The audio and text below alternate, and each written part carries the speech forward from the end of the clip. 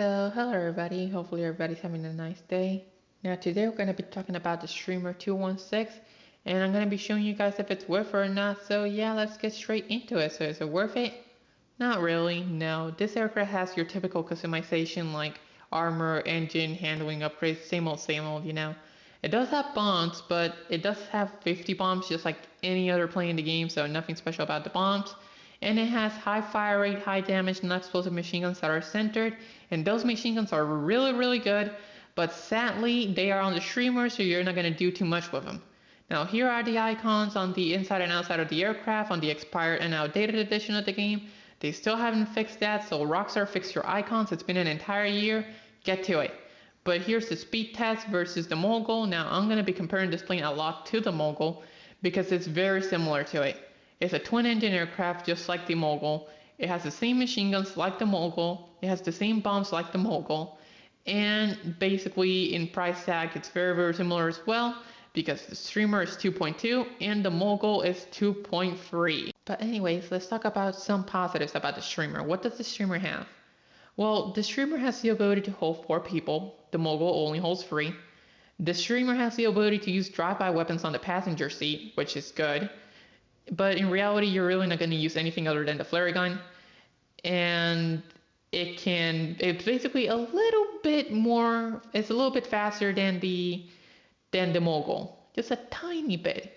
But the problem with that is that you can just take off with JATO on the Mogul and then there you go, that problem's solved. But like the Streamer also has a better armor, so it's a little bit more tanky. That's about it. That's about what the Streamer has.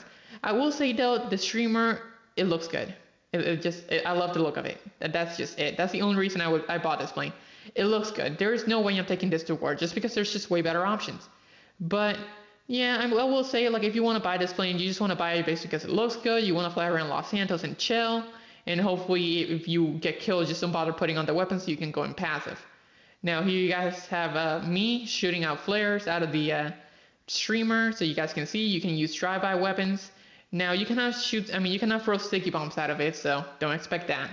But yeah, just like the Alcanos, you can use drive-by weapons. Now in reality, you're not really going to use anything other than the flare gun, unless you're like a really good shot and you just have like a Harrow revolver with like FMJ rounds and you hit somebody in the head. But the chances of that happening are just like extremely rare.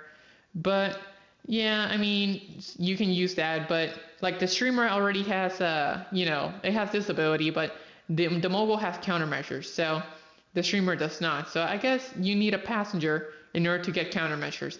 Now here's another thing that I thought about while making this, and is the bomb bay controls. Can you give it to the co-pilot? Well, technically you could, but at the moment this ability is broken, so yeah, what else is new? The countermeasures work, but the bomb bay is broken, so another thing Rockstar has to fix. Now here are the machine guns for the Streamer. It has the same fire rate as the Moguls. You guys can see here. They're both really good machine guns. I will say this. They're really good machine guns. Now here we have the armor test. Now the armor test works exactly the same way as the B-11. And basically what I'm trying to say here is that you have to shoot both engines in order to blow the aircraft up or disable it completely. So you know how the B-11, when you shoot it on one side, it still works on the other side? Well, it's the same thing with this plane. Now with this plane, you have to shoot it on both sides, and then it gets destroyed. Because I basically shot GB in like one side of the engine, and it just did not want to die. Now when it comes to the RPG test, it has basically better armor than the Mogul because this takes 3 RPGs, the Mogul only takes 1. So surprisingly tanky. Same thing with the homing missiles, it takes 3. But basically if you get hit by 1, you're still going to be fine. It's when you get hit by 2 when you're going to be completely screwed. That's when you have to basically jump out.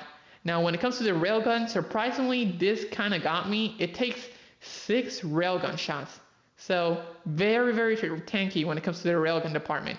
Now as you can see, it disabled 1 engine, but it can still keep going, which is good. But something more impressive than 6 railgun shots, it's the explosive sniper test. This thing takes 7 explosive sniper shots. I wish the Mogul had this type of armor. It is so tanky, and I just wish it had it. Sadly, it doesn't, and I don't think it ever will, but at least if you decide to buy this thing, you know that you have a good chance to survive if you get hit by some explosive cannon or sniper. You know, you can tank some shots. Now on the 6th shot it gets disabled, on the 7th shot it blows up. So you basically have to tank like maybe like 5 shots and then jump out at that point, you know, if somebody shoots you with an explosive sniper. Now what happens if you only shoot it on one side of the engine and just completely light it up with bullets and just leave the other side? Surprisingly, it keeps going just fine. The engine struggles a little bit, but it never started smoking, it never caught on fire, it never gave up on the, you know, on just the plane being destroyed. This plane literally just tanked the bullets and just went home like, you know, just on a good run, basically. I can't talk, sorry.